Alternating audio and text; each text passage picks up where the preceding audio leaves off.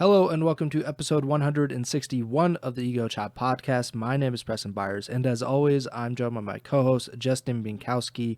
And on today's episode, OpTic Texas roster change, something that seemed unfathomable at the beginning of the season, and now this is the third roster change, I believe, for this roster this season.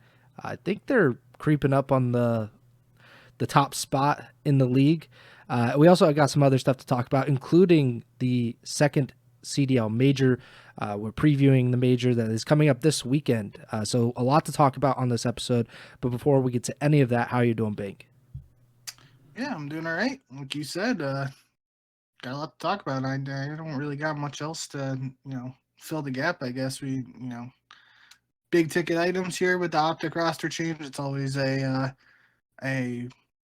plentiful topic to cover, and then the major starts in literally 16ish hours, something around there. So, yeah, might as well not waste any time.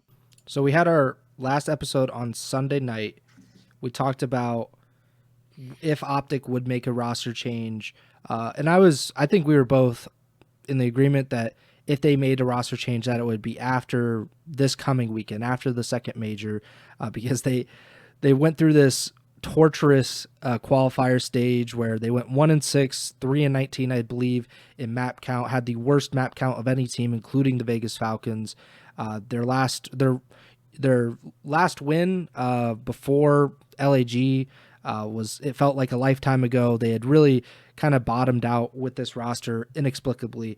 And then I texted you at 3:03 p.m. on Monday. I said, I don't know how this always happens to us. And I was talking about Kenny being dropped from OpTic Texas. I believe they tweeted out the thank you that afternoon, if I'm not mistaken, and I believe they officially announced Skyz yesterday, if that sounds right.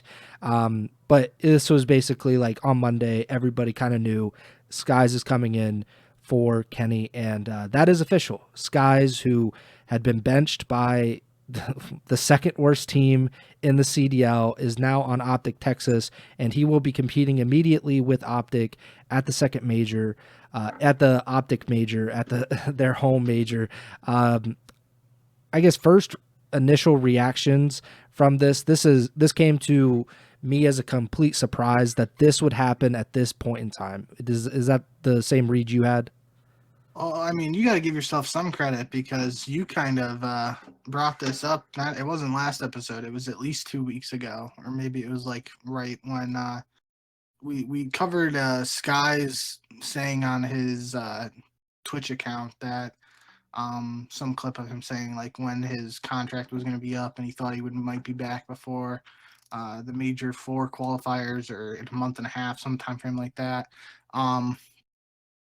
But yeah, obviously that's a little bit sooner than that, and I've had some time to think about this now. I think my immediate reaction was I feel like I've seen both sides of the argument, but I think right away I was thinking along with what I saw a lot of people saying is that the timing didn't make sense around this move just because the major starts tomorrow. So by making this move on Monday, officially announcing it on Tuesday, they have 3-4 days to scrim before they play. I guess it's actually technically they get an extra day because they play on Friday since they start in losers bracket, so they don't have to play a quote unquote match on the Thursday, but still very limited practice as opposed to if they made this move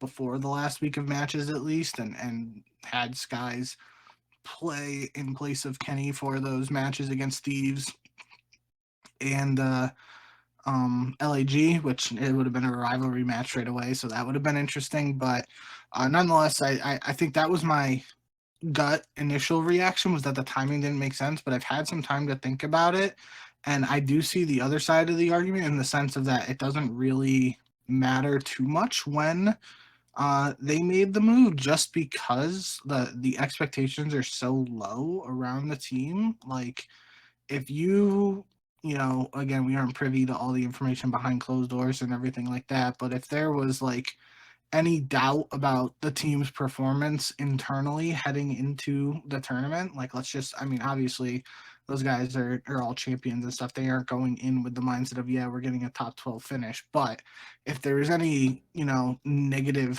doubts about their potential performance at the event, and you're thinking like, oh, maybe, we are just going to play one match on land and then we're done. What is the difference between playing that one match with Kenny and losing as opposed to playing with a new player and losing? It's the same placing at the end of the day.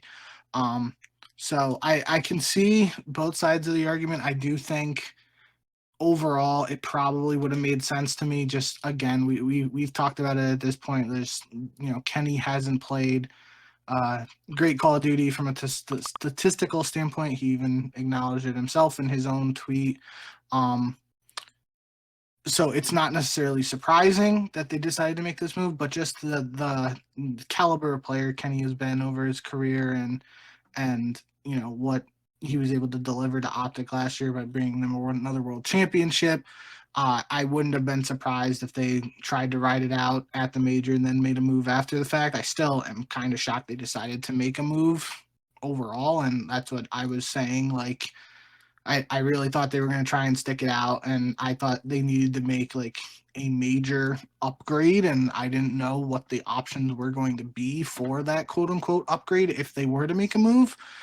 But obviously they're going with Skyz, and I think like I watched the introductory video where Scump was basically interviewing Skyz, which that was kind of like, whoa, it just Scump interviewing a player seemed a little weird to me, but I mean, it makes sense. That's what Scump's doing nowadays in the content realm.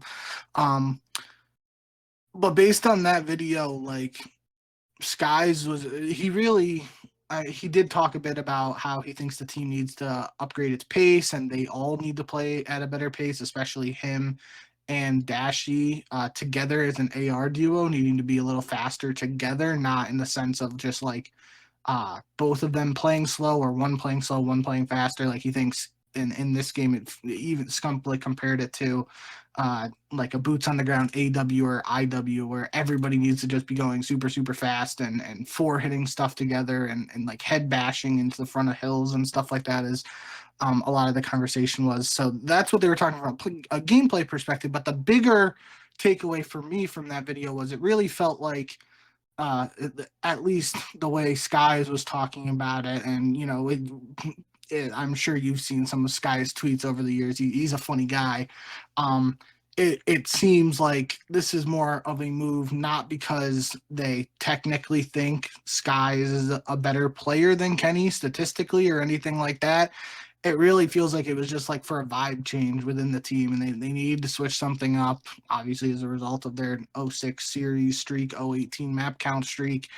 And they think Skyz can be that potential vibe change for them. They were even talking like Skyz was saying like during scrims with New York, he would lift his shirt up and let Hydra smack his belly if shit was going wrong. And he's like, this is just trolly, goofy stuff like that.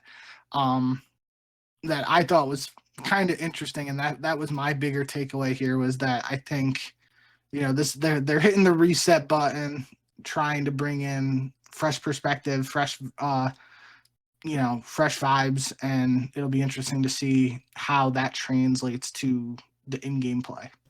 Skyz, in my opinion, the reason that I even brought it up was, like, I saw it on Twitter, whenever we talked about that, like a week and a half, 2 weeks ago. The reason that I mentioned him was just the convenience that he was available, or he was going to be available, and he had recently played in the CDL, so it wasn't like a fellow situation who's been out of the CDL, and albeit he's had a ton of success in challengers, I think a lot of times teams are hesitant to bring in those challengers players, even if they are former CDL players, just simply because, the level of competition that they're actively playing at, I think that is kind of a barrier for a lot of challengers players. But, I brought up Skyz because I just figured, okay, like he's someone that would make sense in just terms of like, okay, we can get him. There's not a lot of players that are probably readily available for OpTic in the middle of the season, especially like this close to a major. Granted, I did not think that this was going to happen right here, right now. I I can't say I don't understand the timing. I don't agree with it, because if you're going to go through all of these qualifiers, you're going to go through 7 matches. You're going to go through the minors. So they played 8 matches over the last, whatever it was, a month and a half. They've absolutely sucked in all of these matches. Like, even the ones that they won, they beat Vegas, the worst team, and they beat LAG, the second worst team. Everything else, they have been just stomped. They've been swept.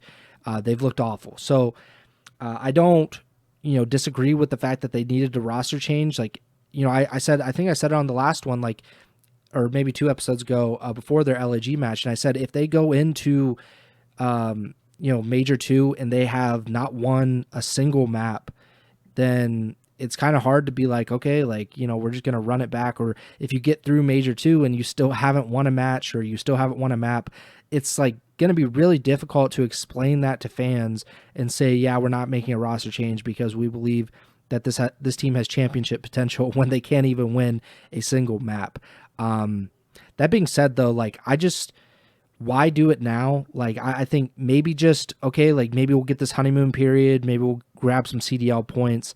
But I think OpTic in general, I guess, maybe the last qualifiers really scared them, but I think an OpTic team can pretty easily make champs. I don't think that should be too much of an issue. Even right now, though, I think they're in 7th place, and that's after basically doing nothing for 2 months. And so I don't know. That's just, it's weird.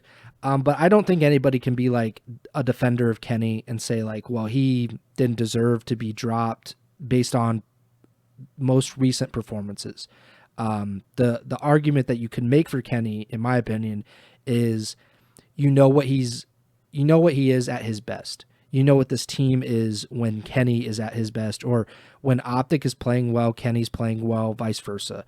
And they just won a championship 9 months ago, with Kenny being an integral piece to that. He is not the only issue with this team. I can assure you that. The fact that, Pred was released or whatever, he left and then he came back, I think that probably played an issue, but they even lost their first match of the season when he was in the lineup. I don't know what the personal stuff is in this team. It just seems off. There's no way to put it. I don't know any background details. I don't know behind the scenes what's going on, but this team, even with Kenny not playing well, they should not be losing every map. Kenny should not be dropping 0.32 KDs in a match. And I do think that might have played a role. The fact that he had statistically one of the worst performances in major Call of Duty League history, or in Call of Duty esports history, really. And then whatever it was, 4 or 5 days later, he gets dropped. I think that might have played a factor, just like he is not salvageable in OpTic's mind. I don't know, like, but that just seemed like, okay, like, there was no kind of redeeming him, I guess, after that. But yeah, the chemistry aspect that you touched on, and Skyz has been kind of known for that for most of his career. Like, he's been a really talented player, no doubt about it. But I mean, he got probably unfairly blamed or anointed like a Valorant bro or whatever it was, because he was friends with Hydra before they started teaming together. I think that's so salty, I guess, from people. Like, that's just something that happens, and he's proven to be a great player. He did not have a good season so far this year, and his team did not. That's what really is like weird to me, is like his team was bad, and they were bad with him. They're still bad without him. Like, there hasn't really been too much of a change, I think, since he's been benched. So I'm not sure exactly what impact he will have with OpTic immediately, but maybe they're just banking on getting some kind of groove going with a honeymoon period, maybe just win 1 match, 2 matches, get some CDL points, and be like, okay, at least it wasn't a total wash. I don't know. It's a really difficult situation. Like, I was just stunned. That's how I came away from this. It's like, how did this happen 9 months after they win champs? Granted, they look like crap before champs, but they win champs. The team that had a chance, theoretically, I guess, to become the first squad to win back-to-back world championships, and that's out the window unless Kenny comes back. That could happen, I guess, considering they brought Pred back and they brought Dashy back after like a week whenever he got benched. So I guess there's a possibility that Kenny could end up back on OpTic, but it just seems pretty unlikely at this point. Well, that's what I wanted to. The other side of this, we've talked a little bit about Skyz, and I think there's even more we could discuss about Skyz. But just based on the Kenny side of things, his tweet a couple days ago, played some of my worst COD in my career recently. This was to be expected. This is a quote tweet of the OpTic, like thank you tweet. Sad, but gotta get back to where I need to be mentally so I can get back to doing what I do best. Appreciate all support as always. This ain't the end. And it was actually JP's tweet that that got me thinking. JP retweeted Kenny's tweet that I just read and said, a selfless leader who's willing to do anything necessary for the win. Smartest player I've gotten to work with. Rooting for him to come back stronger from this much needed break. That last part there, the much needed break part, is the interesting component of this to me. Could just be, the way JP decided to phrase it, but it sounds like it's possible that we might not see Kenny competing again this year or, anytime soon, really, if he's actually just taking like a mental reset or a break. And I wouldn't blame him, to be honest. I mean, like you mentioned the 0.32, and even in games where he wasn't dropping, a 0.32, he was still like pretty consistently this set of qualifiers in the 0.7, 0.8 range for KD.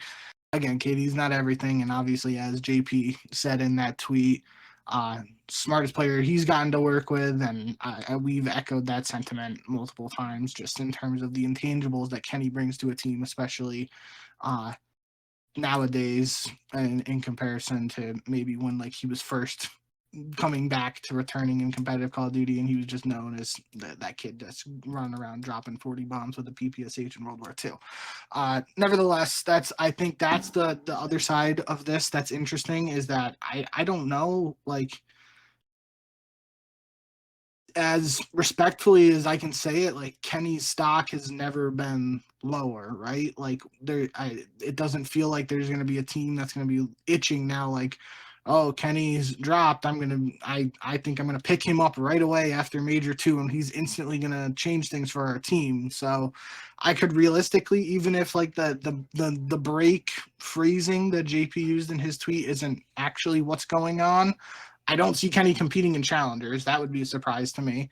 I could see him like doing something like Slasher last year, where Slasher, got dropped Flame or released Snoopy. from Boston, and excuse me, Flame Snoopy on the sidelines. Is that what you're talking about? Is that what Kenny's no, gonna do? I'm talking about like Slasher stopped competing after the whole Boston situation happened, and they came back this year for a fresh start, and that's worked out well for Slasher so far.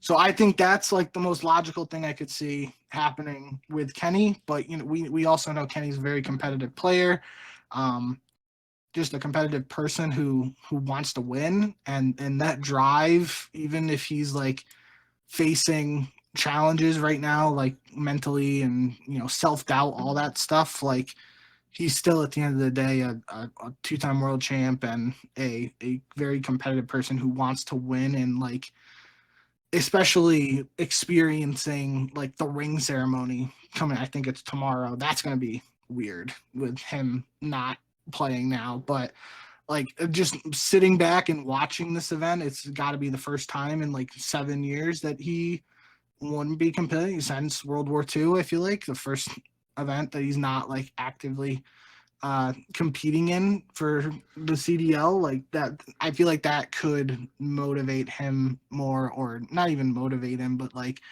just give him that competitive spirit or ignite the fire in him to want to play again this year.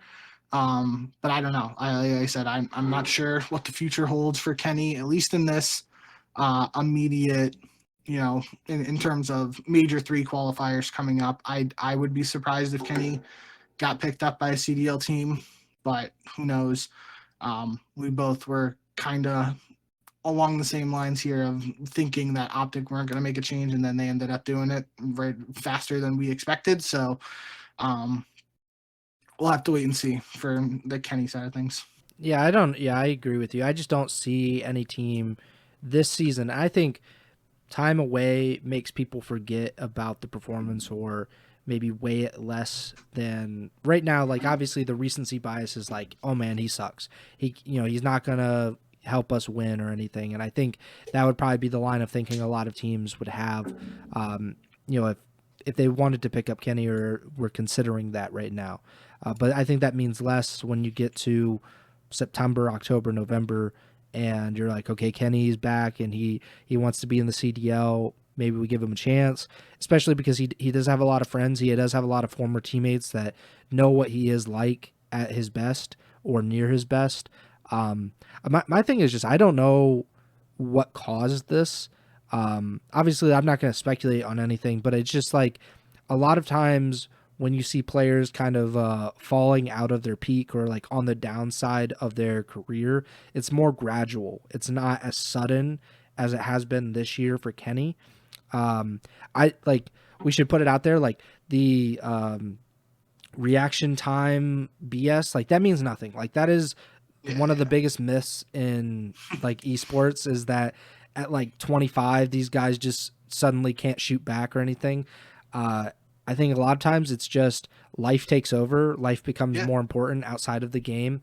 When you're 18, 19 years old, you have so few responsibilities in comparison to what you do when you're in your mid to late 20s or, going like in your 30s, like Clayster, he's one of the oldest Call of Duty pros ever, and he played until he was like 31 or something. And like, professional athletes play until they can play until they're 40. Tom Brady played until he was 45, 46 years old. But like the reaction time thing is not a factor whatsoever. But I wonder if Kenny's life is just, he's not, I guess it sounds bad, but like he's not paying enough attention to Call of Duty, or like maybe the practice is not resonating as strongly with him now than it has in the past. Because it's just a player of his caliber should be playing better. And by extension, OpTic should be playing better with the players that they have on that team. And I wonder if Skyz will help that in some regard. It just, I just don't know what to think of OpTic now, because I didn't think at the time that, I talked about this originally, I didn't think that Skyz would be an upgrade, like necessarily. Like maybe he would be more consistent than Kenny is, but I certainly don't think that he's like some superstar player that's going to change their entire fortunes. Yeah, and that's what like I kind of before we got into the Kenny thing, I think there is still a lot we can talk about from a Sky's perspective too. Is just like Skyz wasn't having the greatest year this year. You already said that. Like Gentlemates haven't been a good team with him or without him. I think it was the Breaking Point video. Breaking Point did like a 30-minute video on Kenny's career. Ironically, it dropped like a couple of days before all this happened, so pretty decent timing on their part, unless maybe they knew something was coming up and they dropped it to get a little juice from the roster move. But regardless, yeah, I think like the thing when I think of Skyz as a player, I think the previous year with subliners, really what I think about him recently is he's a really good search and destroy player and a really good clutch search and destroy player. I'm pretty sure up until champs last year, he led the league in like 1v1 clutch percentage conversions or something. There was some stat along those lines. I don't know the exact wording, but it was I feel like it was almost always mentioned every time Skyz was in a search clutch situation. It felt like he was coming out ahead on those pretty frequently. But I also just like I don't think Kenny's like a a great search player, but I don't think he's a bad search player. So I don't know how much this move moves the needle in that regard. when you think back, probably before Skyz's New York Subliners days, like his Mutineers days, and I guess maybe a little bit before that when he was first starting out with Luminosity, when he got his shot with Formal on that team in Black Ops 4 in the 5v5 days. It felt like that early on, he was like, you know, one of the, at least to me from the outside looking, it felt like he was one of those more like uh, slower, more reliable AR players who's just going to hold down an angle, and you know you're going to be able to count on him to do his job from an AR perspective and get those kills. And especially it's hard for me to think back and compare, because I feel like with the New York teams, like he had a lot of games, and I could just be completely talking out of my ass when I say this, but I felt like he had a lot of games where he had very low engagements, but a good KD, and that he had Hydra running in front of him, and even Kismet, like 99 Kiz, like they're both running around in front of him, and he doesn't have to die or move. He can sit in the hill and hold spawns and do what you want a good AR player to do. So I think that could be, at least in my eyes, it could be impacting how I view Skyz as a player, and at the same time, it could be part, like even you said, like you don't know if this is a quote unquote upgrade or however you want to phrase it, like talking about Skyz replacing Kenny, just like it for other people, we can't be the only people who think this isn't like a make or break move for OpTic. Like it just feels like, at least to me, really feels like it's got to be something from that out of game perspective, like they were talking in the Scump video about, like seems like Shotzi and Skyz are pretty close. Like they were texting and just shooting the shit, and then one thing led to another, and they decided to pull the trigger on a move. So it is going to be interesting. I think it's kind of again, talking about the timing aspect of this move, it's kind of like I don't think it's a win-win, but it's really like a you don't have anything to lose situation, because even if they lose this first match with Skyz and get top 12, like that's the argument's going to be like, oh, they were probably going to get top 12 even if Kenny stayed around, right? So in terms of like immediate impact, it's gonna take longer than after this major to see how much of an impact Skyz really has in my eyes. But I do think it's, for me at least, it feels like he should be able to help with search and destroy. But saying that, it's not like search and destroy was OpTic's kryptonite, quote unquote, and terms of this recent set. Like when you're 0-18 map count, it's not like one mode is the reason you're losing series. You're losing every map. You're losing every mode. So it'll be good if Skyz is an upgrade for them search and destroy wise and is able to help improve in that mode. But if it doesn't translate to series wins, and it's only like, yeah, we're picking up some maps finally, but still the series wins aren't there, then I don't know what the takeaway is going to be. It's interesting. It definitely. So I don't know. I feel like my head is spinning in terms of like I can view this from so many different angles, and it's really I don't want to be like super negative in the sense of like expecting OpTic to just lose their first match at this event. I think it's possible, especially if FaZe doesn't lose in the first round and they don't drop down. Like it's possible they, home event for OpTic, they get the crowd roaring behind them. They might be able to rattle off a win or two in the loser bracket, like you said, use them honeymoon buff and the crowd buff to potentially pull something off. But like it's really, I feel like it's going to be weird if we're back here next week or in a couple days after the major and we're talking about OpTic, like, yeah, they played one series and they lost. What do we think about the Skyz roster change? Well, they played 3 or 5 maps max, and it's going to be hard to have any major takeaways. So I don't know. I think it's going to take some time still.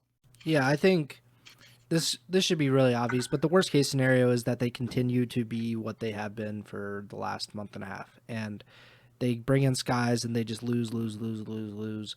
And then they get criticized for breaking up what was like this championship winning roster, the second world title winning team for OpTic, and they still didn't get anything out of it. That would obviously be the worst case scenario for OpTic. That being said, like, I've seen some OpTic fans probably rightfully get at like guys like Nameless for criticizing OpTic before the roster change for their bad performance, and especially criticizing Kenny and saying, look how bad he's been. And then on the opposite side, where they make that roster change, they drop Kenny, and then there's still criticism like, why are you dropping Kenny? Why are you doing it now? I think like that, I think that could be valid in saying like you shouldn't be able to criticize them for both things. The thing that I would say is it's the roster change, like it's the player. Like if they dropped Kenny and they brought in Scrap, like for example, then like nobody cares. Like yeah, perfect move. Like that's incredible. You did something great. But it's Skyz who hasn't played well this season. Well, I can't say like he hasn't played well, like, but he hasn't been like some standout, and his team has not performed well either. So I think there could be criticism or at least skepticism with that. But I also could just see this move being like a stopgap. And that's no disrespect to Skyz, but like, let's just be honest, there's quite a bit left in this season. OpTic, if they continue to lose, like he's obviously on the chopping block. Like that should come as no surprise. And they expect to win. They expect to win championships. And if they're not even close to that, then they're probably going to keep trying to figure out somebody to come in and help them get to that goal or get them closer than they are currently. But yeah, I'm very interested to see what happens with this team now. I just think that goes back to my whole thinking before this move actually happened, is that there would have to be some major domino to happen that triggered like another additional move for OpTic or some of these other teams. Because like let's just, for the sake of an example, let's just use Toronto. If Toronto somehow struggle at this major, OpTic get top 12, Toronto struggle, Insight and Kleenex go to OpTic together as a package deal with Dashi and Shotzi. Like I feel like that's a bombshell move, but like I don't see it happening, like a 2-for-2 trade with Pred and Skyz going to Toronto for them or something. Like I don't know. It's very finicky, and I feel like it would have to be something like kind of like I don't see it happening now, but like I mentioned it on the previous, like somebody like Shotzi or Dashi saying like, yeah, enough is enough. I'm not going to play for OpTic anymore. I want to go elsewhere. And then that would trigger a potential massive domino of other roster moves. I don't see it happening now, but I don't know. I think I could see it being a stopgap move, like you said. It would be really messed up if OpTic get T12 at this event and that's the only match Skyz got to play for OpTic, and they make some other move after that. I don't know how much you saw of the Scump interview or like the memes on Twitter and stuff, but like Skyz had a YouTube channel description from when he was like 11 years old and saying like his dream was to join OpTic and stuff. Obviously that was just a long time ago, but that would just be that would kind of it wouldn't be the same situation, but I'm sure you remember when like Parasite joined OpTic for like 2 weeks or whatever, like in Ghosts or AW. I don't know. It was Ghosts, yeah, I think. Yeah. Very different ages with in terms of the COD scene and the contracts and all that stuff, but so I would be surprised if this is like a one and done tournament for Skyz on OpTic, and I would feel really bad for him if that was the case, but I just don't know in general. Again, I'm gonna have to see what the team puts together, and I'm not gonna, unless they go on a crazy loser bracket run here, not even saying like go on a loser bracket run to win the whole event, but like win several matches just so we have more than 1 or 2 matches of them playing together to really judge the new roster. Unless something like that happens where we get like 3, 4, 5 series of them competing together, it's going to be really hard for me to judge this squad just based on this major event alone. Last thing I'll say on this is OpTic has probably never been more desperate than they are right now. And I'm thinking like maybe after Scump left for Envy and Ghost, like maybe just in general being like, what do we do now? Like, the future of our team just went to our rival, but like then things worked out pretty well for them eventually. But like the only other time that I can think would be after World War II, where they just get embarrassed at champs. They don't even make it into the bracket, and then they break. Obviously, that goes to 5v5, so there's some changes in that as well. But they bring in Karma, Dashi, and TJ, and that was obviously like a very good team. They won immediately, but they got months to think about that roster and like make that move and everything. They don't really have that benefit right now. They don't have the luxury of just like sitting back and like kind of seeing what happens. Obviously, contracts run out usually at the end of the season, so like they benefited from that before Black Ops 4, and now that's just like they have to make moves if this doesn't work out. Obviously with Skyz, and there's just not a ton of moves to make unless they're willing to spend quite a bit of money, I'm sure, to buy out a player or trade for a player, whatever the case may be.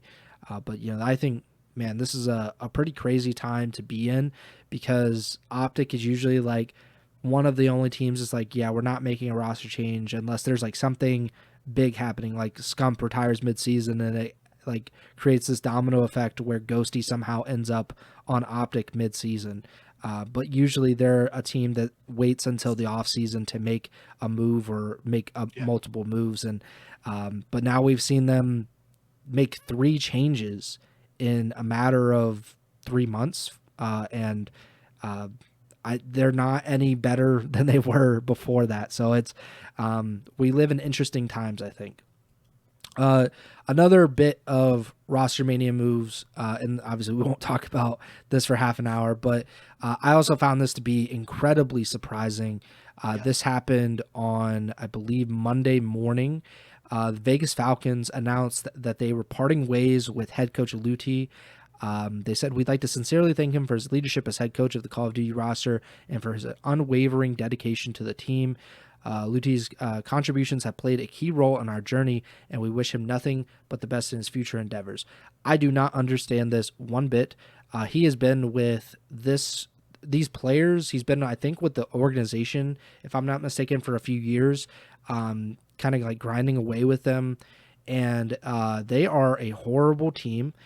They are one of, if not the worst, like major Call of Duty team of all time. And if you want to blame him, go ahead. You be wrong. He does not play for these guys. He does not get to take the controller and decide whether they win hard points or not. These players, and not all of them, but these players have proven that they are not of the Call of Duty League caliber. And there's a reason that they have not won a single match. They haven't won a hard point. They generally don't make it even to a game 5 because they can't win a hard point. That certainly doesn't help their case. So like, I don't know, like this just came out of left field. I think this is like almost like a scapegoat situation where it does not make sense for him to get released. But they don't have many other options, I guess, unless they just keep releasing players. And obviously Kix being out of the lineup really sucks because he's undoubtedly the most talented of these guys, and they have barely played with him. But I think you would agree with me. Like, it just doesn't seem like this is a very logical move to release a head coach that he's not like a new guy. He's someone that's been with these guys for a while now. Yeah. It would make more sense to me if there were much higher expectations for the team and then they were having this historically poor season. But heading into this with the all Saudi experiment. It's the best way to phrase it. Like, I feel like there had to have been some expectations, like this might not work out. Like, you know, I don't know. I definitely, short way of saying it. I agree with you what you're saying, where this move doesn't make sense, especially um in terms of like LewTee being involved with these players in the Saudi experiment for a couple seasons and years now. Like it's really a head scratcher to me.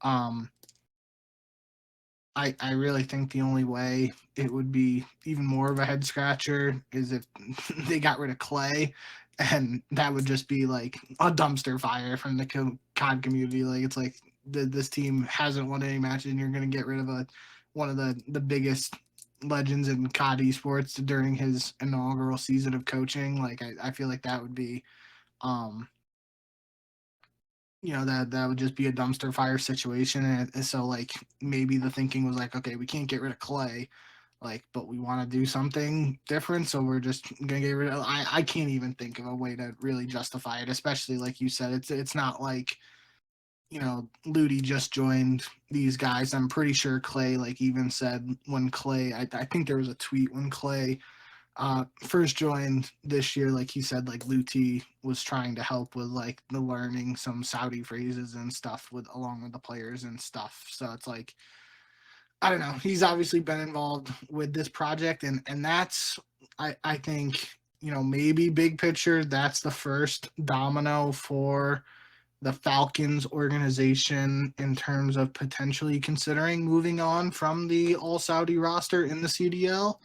um I think that's like probably wishful thinking, just because everything else we've seen so far wouldn't suggest that they are considering moving on from that experiment. But I mean, going back to Kenny, if they were to blow it up and try and start fresh, like you would have a player like Kenny who you could try to build a team around, and he'd at least be like a proven leader. If you have Kenny and then a couple of young guns from NA challengers, or even someone like Afro from EU challengers, like you get a decent recipe for a mid-season roster that you could put together if you wanted to immediately uh, move on from the current all Saudi roster they have. But I don't see that happening.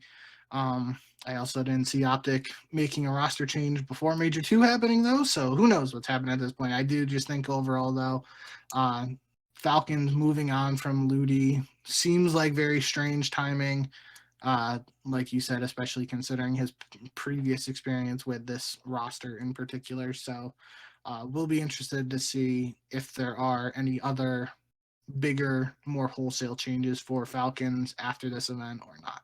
Traditional sports and esports typically are very different. Like I don't really compare them. Like I compare them a lot, but it's because there's a lot of differences usually.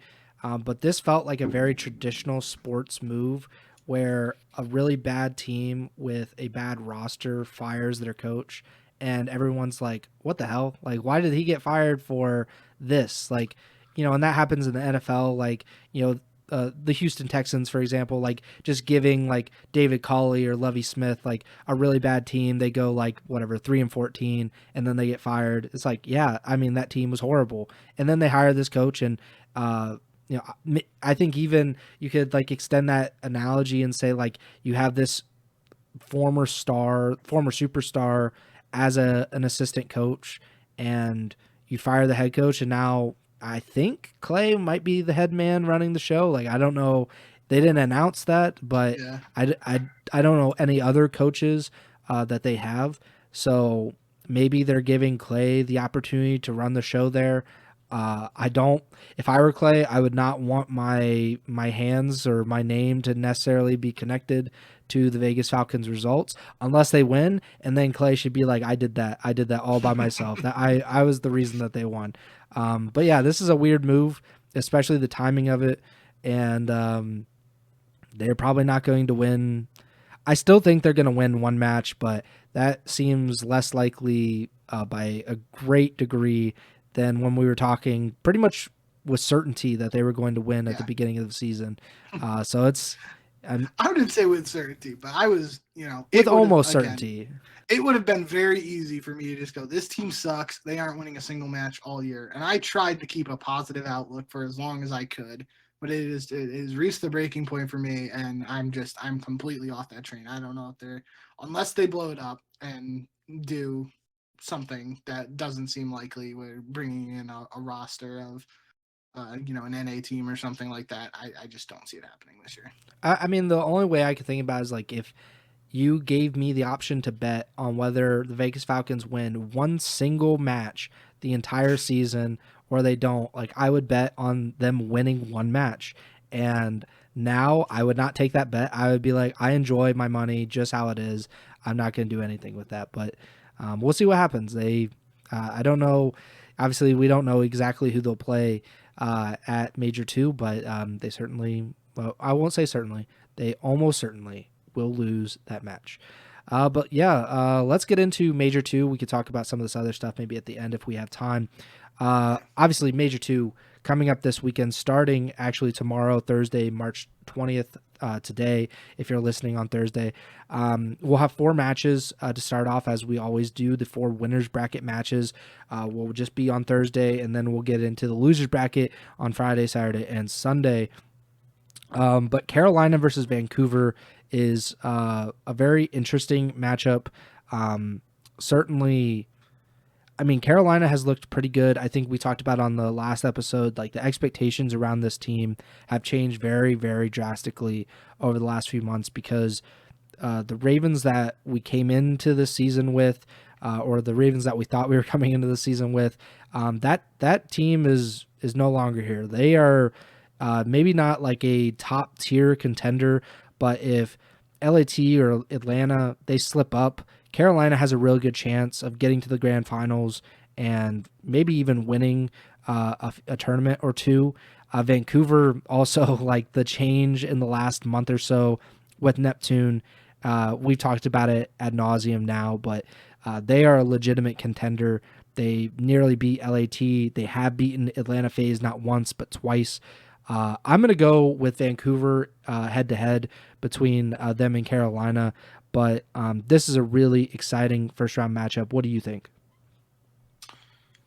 I had down Vancouver ahead of this match, but I really now, like, not even because you picked Vancouver, but I mean, I don't even want to say, like, I think this is the closest first-round matchup because I also think Toronto and Cloud9 has some really good potential too, but this is just a really interesting matchup, and I think overall for Vancouver, the big picture question that is going to be asked is will they look the same on land as they did in these online qualifiers since Neptune joined the team?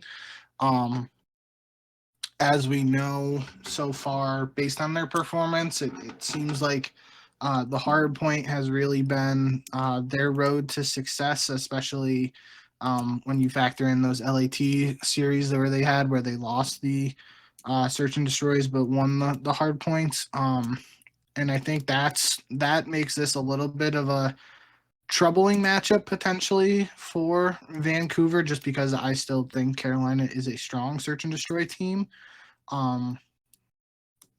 So even in a world where, if Carolina wins both searches, they obviously end up taking the series 3-2, but let's just say, Vancouver wins both hard points, Carolina wins the game 2, then that control really comes down to, potentially being the make or break map in this series in terms of it going to a game 5 or just being a 3-1 win for Vancouver. At the same time, Gwyn has just really, when Carolina is winning those hard points, Gwyn is absolutely frying. And if he comes out and plays like we know he's capable of playing, at least, and has been playing in these past couple qualifiers, then it comes down to like a Gwyn versus Neptune matchup sort of thing, where if one of them is slipping and the other one is is shining, then that team has a significant edge in the slaying category and potentially in the series overall. So this is a really interesting matchup. I don't wanna flip flop because I put Vancouver down here, but you said you're going with Vancouver. Yes. Yeah, so I'll take Carolina. Make sure we have someone different for this first round because I think the other ones are. I don't know. Maybe the next one you have something different. But obviously, I mean that's just the way this bracket shook out. I think not to get too far ahead of ourselves, but we're both most likely taking LADs over Boston and FaZe over Rocker, and then it's going to come down to these matchups between Vancouver and Carolina, and then Toronto and Cloud9, where there might be some differences. Yeah, so Vancouver and Carolina have only played once this season. It was an online Major 1 qualifier match, and so Vancouver with Neptune in the roster are one of, if not the best hardpoint teams in the league, like you mentioned. They're 15-5 in hardpoint, and then they're 500 in both S&D and control. So literally they're winning series based on hardpoint more likely than not. And Carolina this season is a little bit over 500 in hard point. They're a little bit better in control, but not like overwhelmingly. But they're very good in search. They're 20-10, so that's like a 67% win percentage in search. Definitively their best game mode so far this season. Ironically, though, in the matchup between Carolina and Vancouver, and this was nearly 2 months ago, mind you, and the roster has changed for Vancouver, but Carolina won both hard points and Vancouver won both search and destroys. So I think that was maybe that was just a fluke. That's a weird series. Things have certainly changed since then. That was the last Major 1 qualifying match, I believe, for these two teams, or one of the last matches for them before Major 1. But yeah, Vancouver, like I said, has been really, really good at hard point. Carolina has been up and down on that. We've talked about that plenty in the past. But yeah, it's going to be a tough series for both these teams, I imagine. I'm really looking forward to it. But yeah, I'll go with Vancouver. You're going to go with Carolina. I could see it going either way. That other match that you were talking about that is pretty much a toss-up is Toronto versus Cloud9. Both these teams, I think we talked pretty positively about Carolina and about Vancouver in this stage. We have not done so as much about Toronto or C9. C9 a little bit because they have been a lot better in these qualifiers than they were in the first qualifiers where they could barely win anything. They got blown out in at least one of those matches. I'm not sold one way or the other on either of these teams. I just don't see like a definitive edge for either of these teams, and who knows how different Cloud9 could be on LAN. I will go with Toronto just simply I've seen, I guess, a higher ceiling from them, but I don't feel confident about Toronto. I don't feel confident about C9. I'm just going to go with the Ultra just based on my gut instincts. Well, that's my thing with this series in particular is we saw this matchup in the Major 2 qualifiers, and this is the one where Cloud9 3-0 stomped Toronto, and there was some rumors and discussions around the servers and potentially some online cheese in that, and that has me thinking that in this setting, especially, I'm pretty sure, I don't like to keep saying it, but I've said it more than I probably want to, and referencing this match in particular, Kleenex did not, the tissue was not an issue when these two teams played in that series in particular, and I think that got a lot of people talking and thinking about there potentially being some, server cheese going on. So I think this Toronto team is going to want to come out and show that match, I don't want to say it was a fluke to discredit Cloud9, but I think Toronto's going to want to come out and show what they're capable of and say, yeah, we have we're better than what we showed the last time we played these guys. And I think in general, Joe DeCeus really has been the X factor for this team, especially in some of the recent matches. He's just had pop-off performances.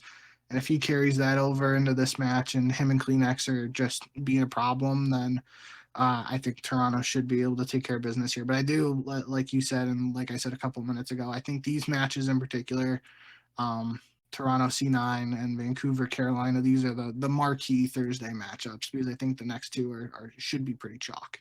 Yeah, I think it's probably going to come down to if C9 can take that first S&D, because that has been a point of strength for Toronto this season. They're currently the second best search and destroy team in the league.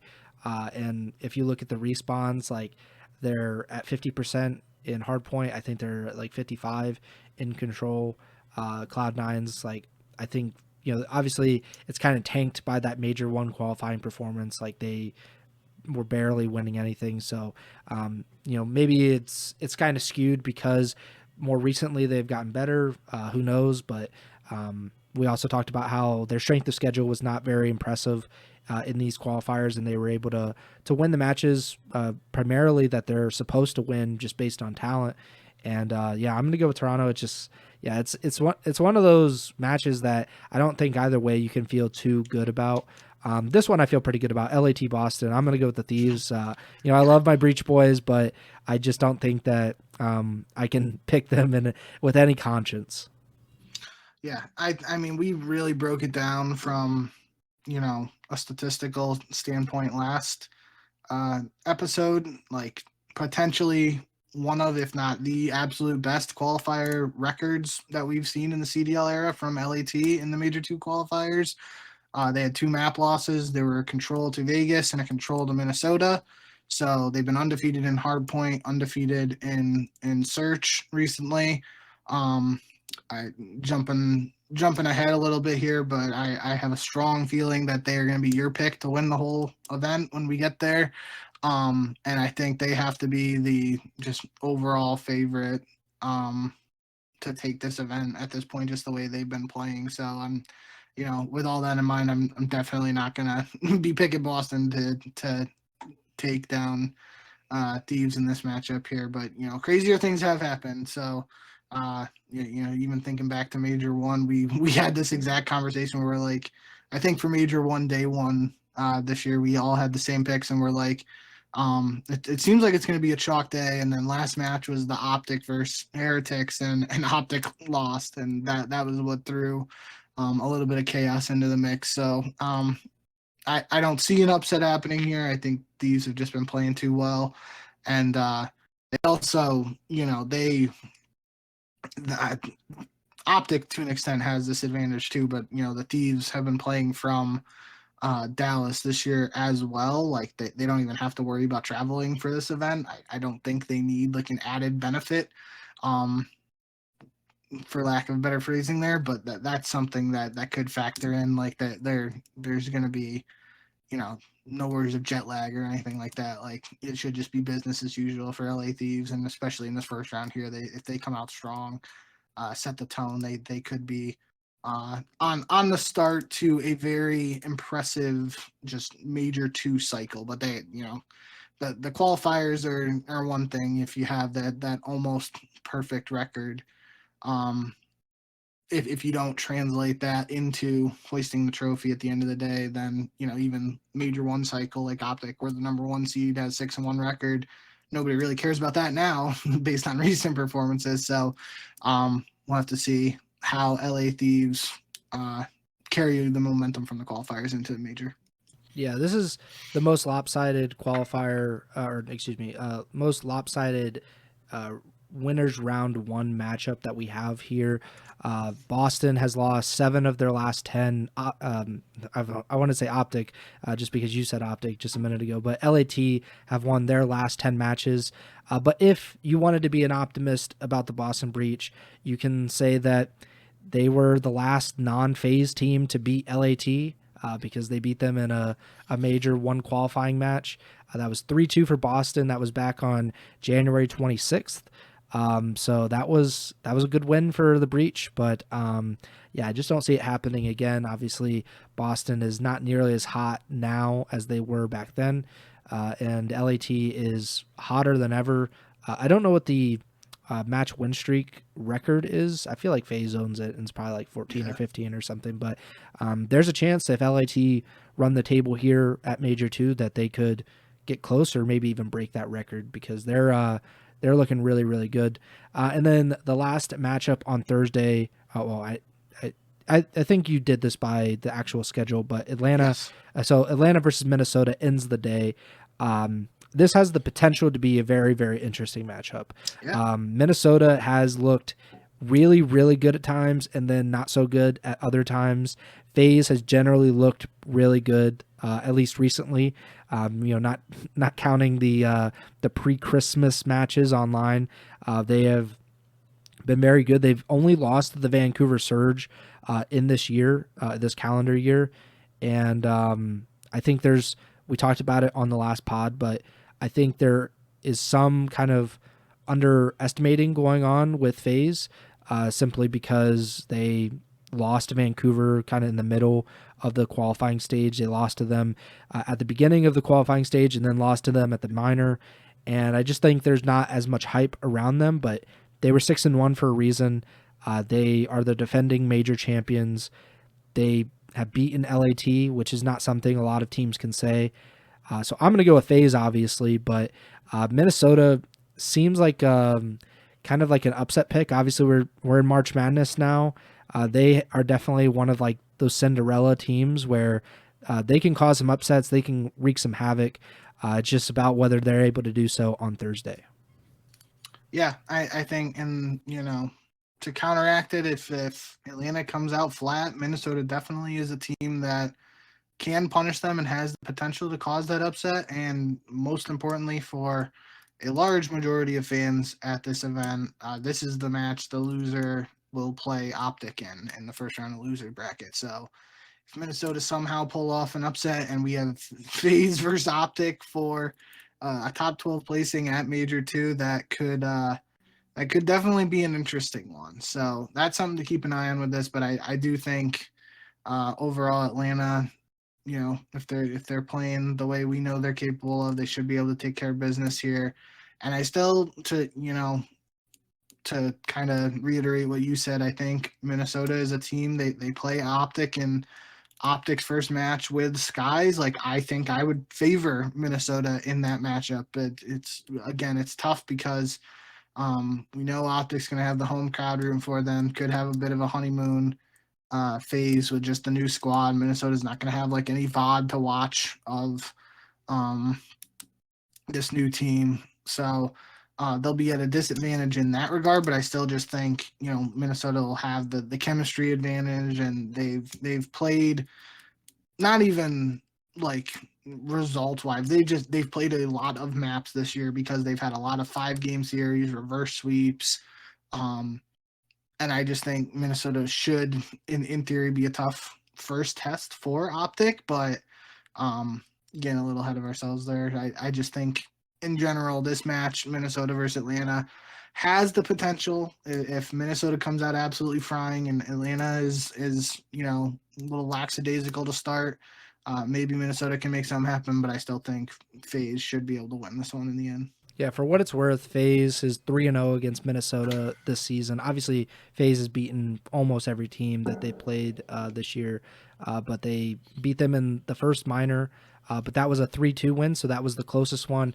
It got progressively a little more lopsided for FaZe, and the second match was a week later in the qualifiers, and then they just played like a week and a half ago in the Major 2 qualifiers, and that was a 3-0 for FaZe, although the hard point was incredibly close. So but yeah, like it has gotten a little more in FaZe's favor each time that they played. I don't know what that means because we haven't seen them on LAN. We haven't seen these two teams play on LAN against each other, I should say.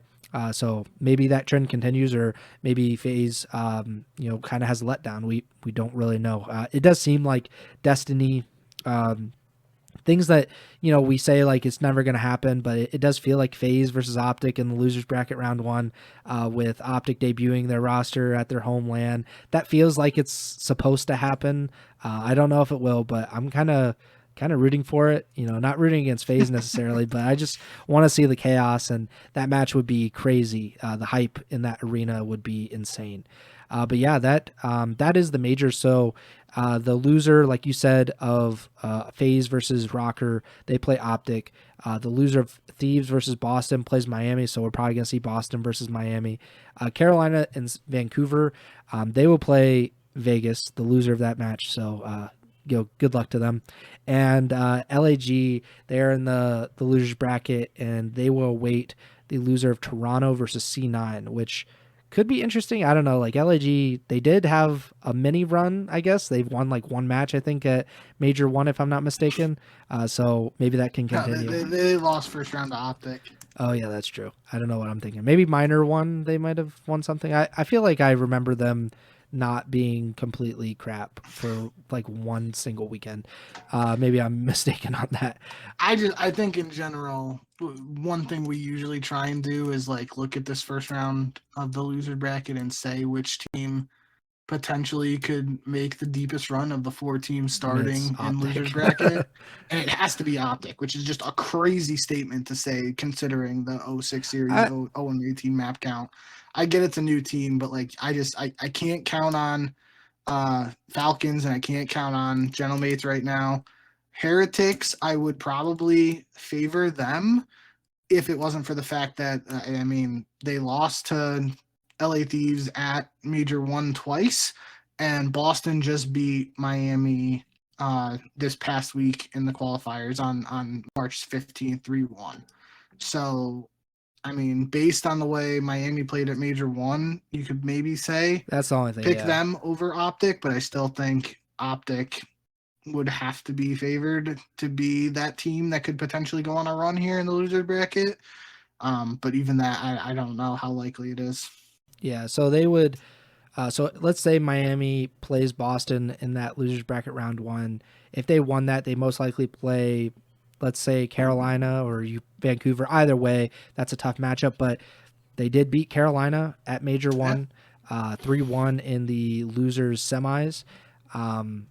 Yeah, like I don't know, like OpTic. If FaZe drops down to play OpTic, it's like, oh crap, like what's gonna happen here? Even if Minnesota drops down. Like, I think Minnesota has to be favored. Just we haven't seen OpTic play well at all. So maybe it is Miami, just based on they played Boston round 1 versus OpTic plays Minnesota. And even OpTic would have to play C9 or Toronto probably in round 2 versus Miami. They play Carolina, who they beat. I don't know. Like it's kind of a toss up. Who do you think's gonna win? Obviously, I'm going to beat you to the punch if you were going here, but I'm picking LAT. I think I picked them in Major 1, if I'm not mistaken. I was as close as you can get to being correct without being correct, and you were correct, I think.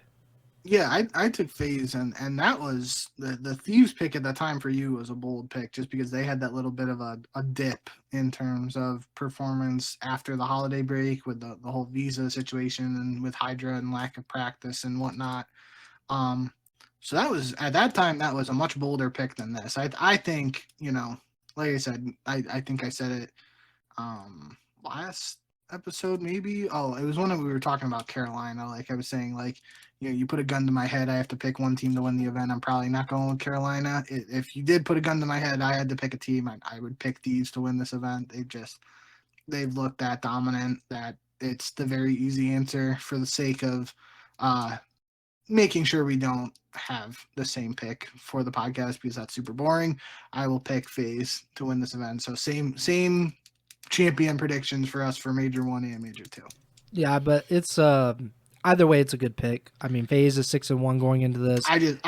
They beat. I want to see Atlanta versus Thieves again, hopefully twice. Yeah, that's what I was thinking. Like if we could get LAT versus Vancouver again in winter semis and FaZe versus Toronto, I guess, and then we get FaZe versus LAT in the winners finals, and then whatever happens, I would love to see it again in the grand finals. Like that was one of, if not the best grand final series that we've ever seen with LAT and FaZe. So it'd be nice to see more of that. I think outside, if you're not picking LAT or FaZe, if you're just like taking them off the table, I think Vancouver's probably the pick, right? Because they would play LAT most likely in the second round. They gave the Thieves a really hard time in the minor 2 finals. They went to, a game 7 against them. So you could theoretically, even though the next qualifier Thieves won 3-0, but I think Carolina has not shown that they can compete against LAT. So like that's what's kind of holding me back from Carolina.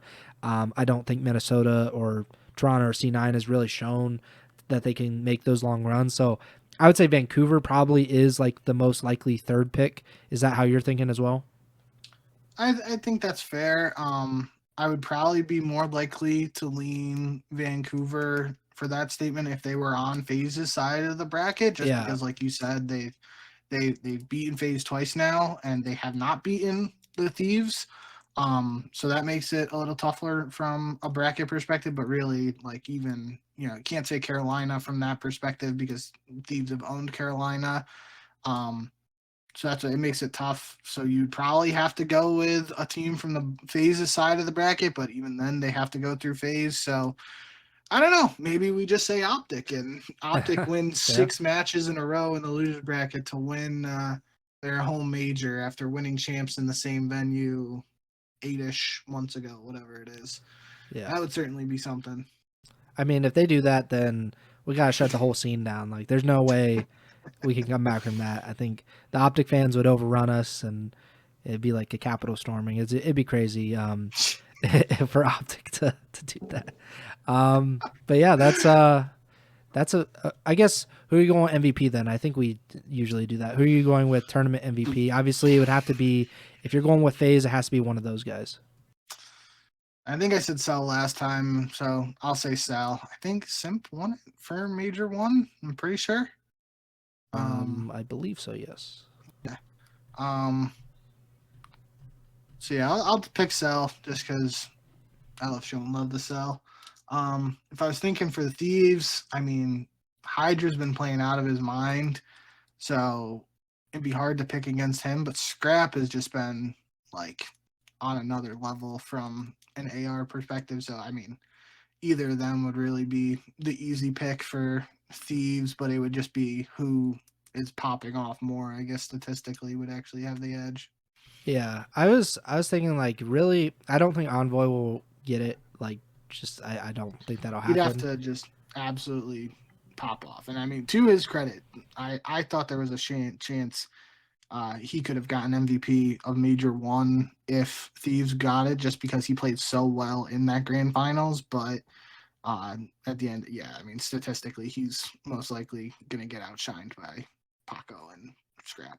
Yeah, I think it'll probably be Scrap, but I could even see Ghosty, just like, I know it's not always going to happen, but it does feel like not the top guy, but like one of the middle guys sometimes get it. Like, I always go back to Krim winning what was that, MW champs MVP. Yeah. It's like he was like the 3rd or 4th best player on that team, but I mean, that's just how it goes sometimes. Like, I mean, he might have been the 5th best if you're being, or like the worst, I guess, on that team. But, it's only an event, and a lot of times it is weighed kind of on that champs, or not on the champs, but the grand finals performance. Like, if you perform really well for 7 maps, like, there's a real good chance that you'll get that MVP. So I'll go with Scrap.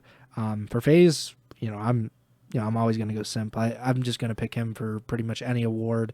If I don't know what's happening, I guess I'm always going to rely on Simp to come through. Pick him this season. You are 84-40.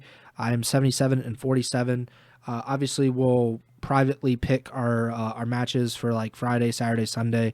We do it over text message, and then we'll let you know how things go. It has not gone too well for me so far this season, even though LAT kind of screwed things up a little bit. Them losing twice to FaZe, and then you picking FaZe in both of those matches, I believe, did not end up going too well for me. But we'll see what happens, obviously, this weekend. If you're going to the major down in Texas, please be safe. If you're watching, please be safe, I guess, as well. But enjoy it.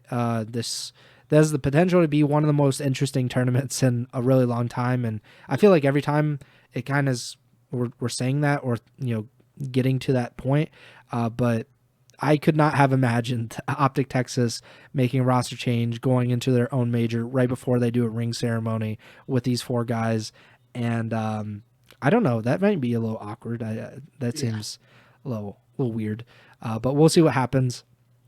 Make sure to like, subscribe, or follow the podcast feed wherever you're listening or watching on. We're on Apple Podcasts, Spotify, Amazon Music, and YouTube. You can just search up Ego Chall Podcast on YouTube and watch all the VODs, watch all the live streams, all the videos and stuff. We're trying to get to 300 subscribers by the end of the season. I think we're at like 210 or 211 subscribers now, so we would appreciate your support there. If you want to watch the live streams, you can also watch on Twitch, twitch.tv/Ego Chall Podcast. And while you're there, go over to Bink with 2 Ks, JBINKK. And Bink has been streaming for more than 2 months consecutively, so make sure to give him a follow there. You can also follow us on Twitter at jbink with 2 Ks, at Pres Byers, the podcasters at Ego Chall Podcast. And we'll be back Sunday evening after the major has concluded. We'll break it all down, give our thoughts. Hopefully my pick'em will be doing a little bit better at that time. And we might even have some March Madness craziness to kind of ponder and compare our CDL matches to. But yeah, that does it for me. Bink, take it away. Yeah, you kind of took what only the other thing I was going to mention was Happy March Madness with that kicking off tomorrow. It really didn't like register for me for whatever reason that this is going to be going on at the same time as March Madness. So that is going to be a little interesting to see how I balance watching all the matches, but you know, I'm never one to shy away from a challenge, especially if that challenge involves watching Call of Duty and college basketball, because I love both of those things. So happy March Madness to those who will be, you know, watching that event, and you know, hopefully you got some time on the side. Tune in to Major 2, should be a really good one, like we said. Hopefully we got some banger matches to break down on Sunday, and like we said, hopefully it'll be at least one, if not two, showdowns between Thieves and LewTee that we get to talk about again, because that would be very interesting to break down again. But overall, should be a very good event. Should be some juicy stuff to talk about once we're back on Sunday. So look forward to that. Hope you guys enjoy the event and all that, and we'll see you back here on Sunday at some point. So remember to send the chall.